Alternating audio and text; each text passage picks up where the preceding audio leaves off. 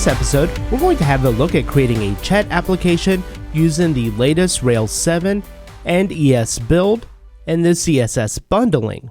And the basic idea is that we can create a chat, and once we comment, we'll see it automatically post on the other side on a different browser.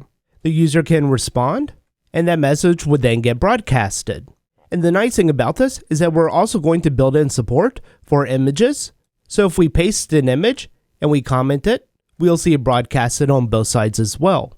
And we will take into considerations when you go to a different discussion that when this gets broadcasted, it's only broadcasting it to this particular channel. It's not broadcasting it to all of the other rooms that you might have open. And so in this episode, we'll look at building this using the latest CSS bundling as well as the ES build. We'll be using Hotwire and more specifically the turbo aspect of Hotwire.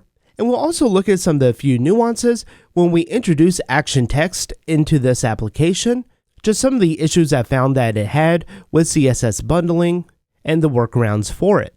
And did you know that you can go to railsstore.com to get your own Ruby on Rails t-shirt or your Drift in Ruby t-shirt? To watch this full episode and more videos, visit driftinruby.com and subscribe to the Pro membership.